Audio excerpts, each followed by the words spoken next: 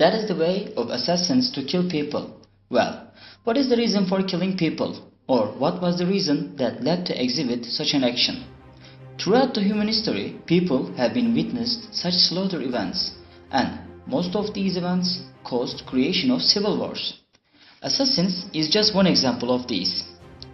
Can you think that assassins could be the reason that triggers Hobbes to write Leviathan?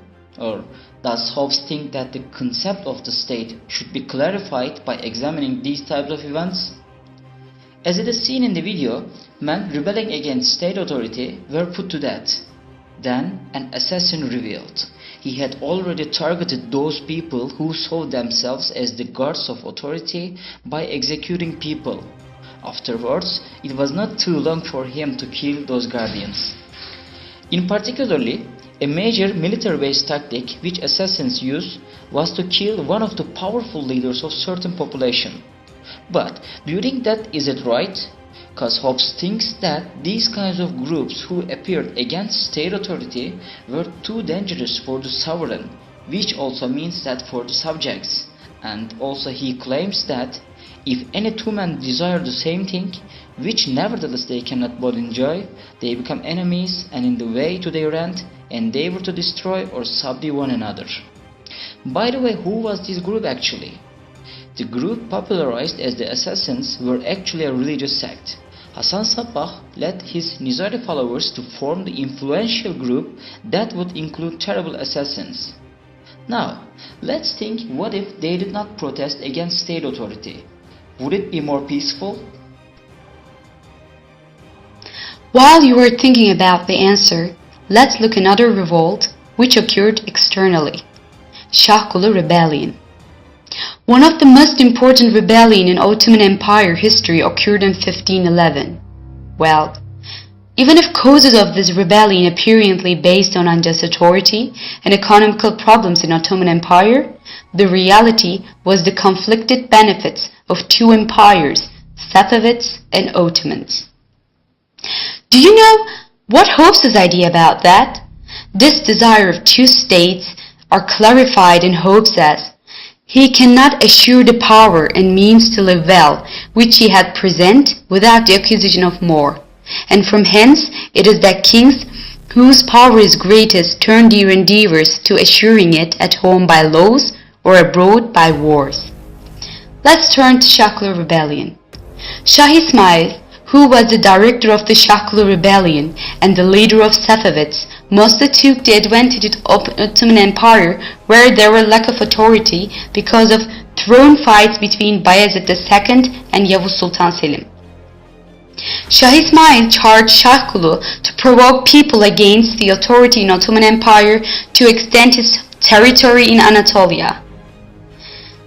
How we can link this rebellion with Hobbes actually?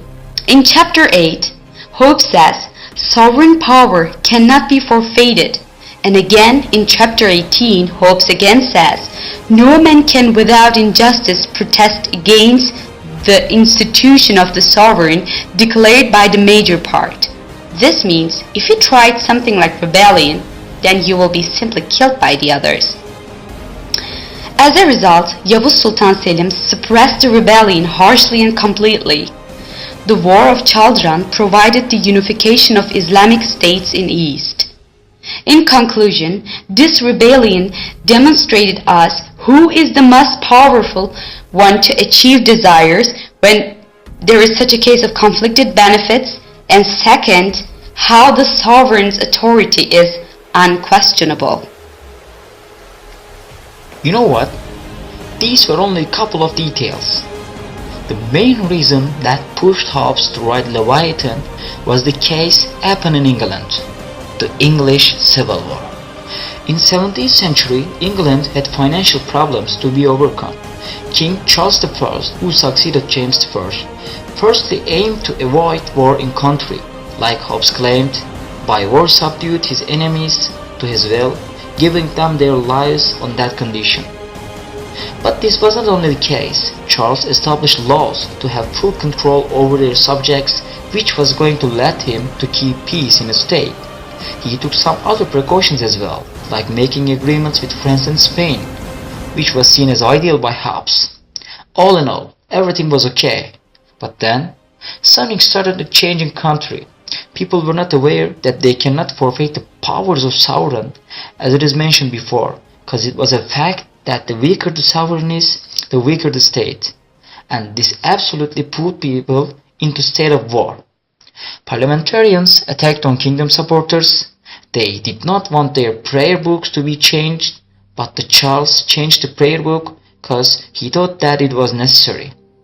Couldn't it be better to just obey the rule? Because Hobbes thinks it is annexed to the sovereign to be judge of what opinions and doctrines are worse, and what conducing to peace. Whatever your answer is, the result was 84,830 deaths from the war themselves. So,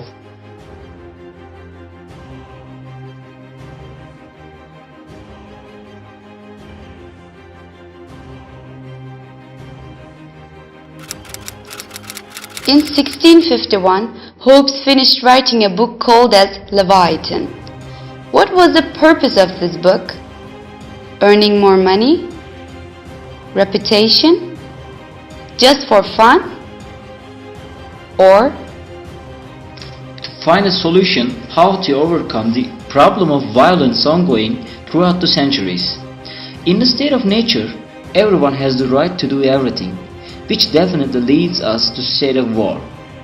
For the prevention of the state of war, a powerful sovereign and full subjection are the only solutions for the peace. If people want to protect themselves from the harms of other people and wars, they should make covenants with each other to assign someone for their sovereign. So, that is the reason why Hobbes started to write his masterpiece, Leviathan, to make people aware of this necessity.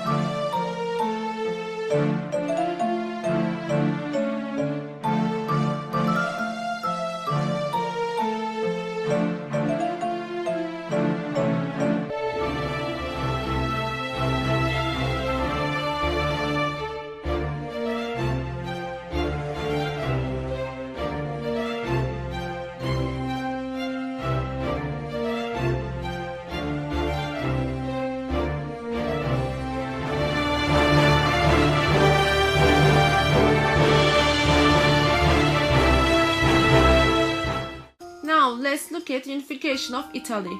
I'm gonna introduce two men. One of them is Giuseppe Mazzini. He was revolutionary democrat. He played a crucial role in unification of Italy. And the other one is Giuseppe Garibaldi, who was a military leader pioneered to get sovereign from Napoleon. Italian unification is also known Italian Revolution. The main idea was that Italian states rebelled against Napoleon and unified as the Kingdom of Italy.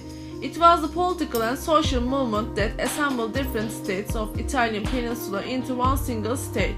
It was a movement to unite Italy into one cultural and political entity. For example, cultural shared beliefs and way of create common bond. Religion, a commonwealth, helps unite people. Or territory, a shared land, gives people a sense of unity.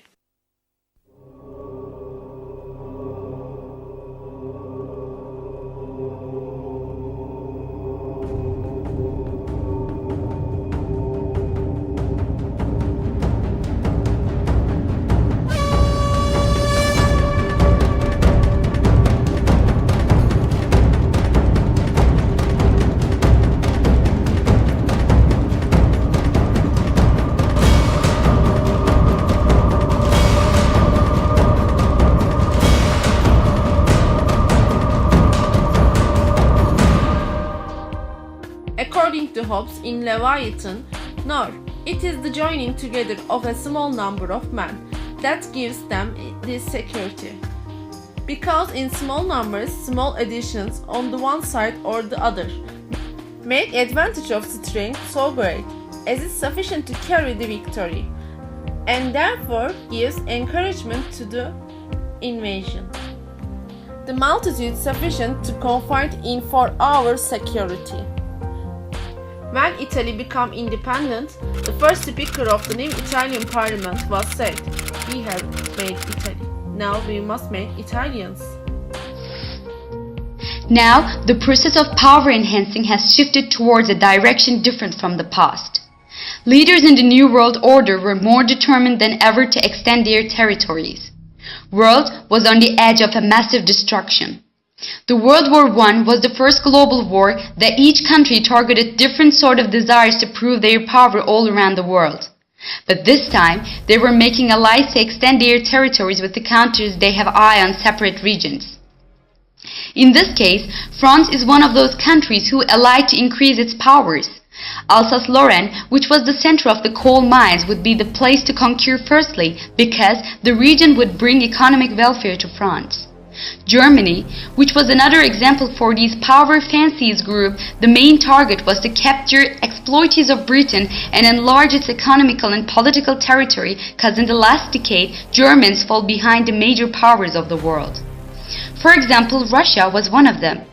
With the rising power of Lenin, Russia evolved into a new age. They were investing on heavy industry, which demonstrated them as the king of the north. At the same time, Russia was the prudent state of the north, which had certain plans to gain strength in order to be powerful not only in north but also in all over the Europe. Remember that the desires of Russia haven't changed in the last century. Full sovereignty over the Mediterranean Sea and the Balkans.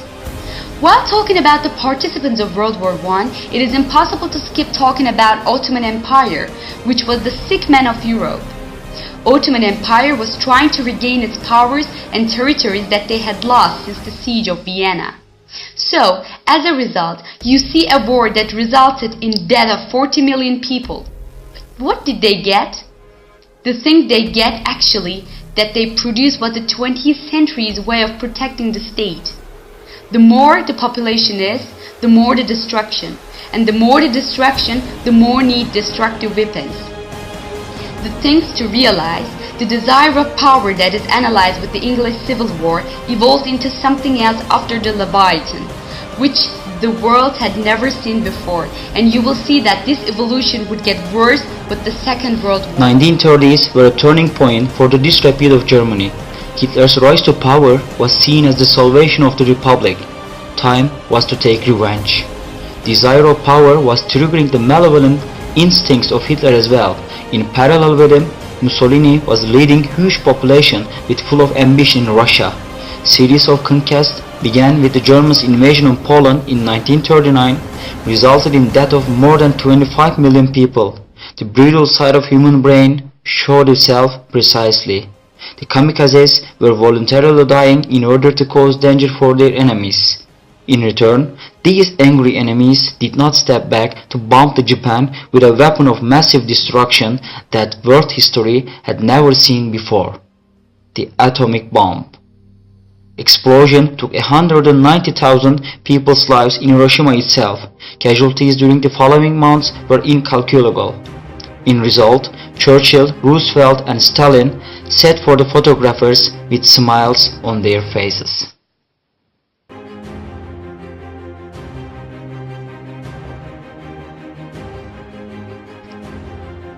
Remember that power of desire is an internal and inevitable thing according to Hobbes. Even the kings guarantee their power by laws internally and by words externally. The yoga was the case to exemplify the power of desire.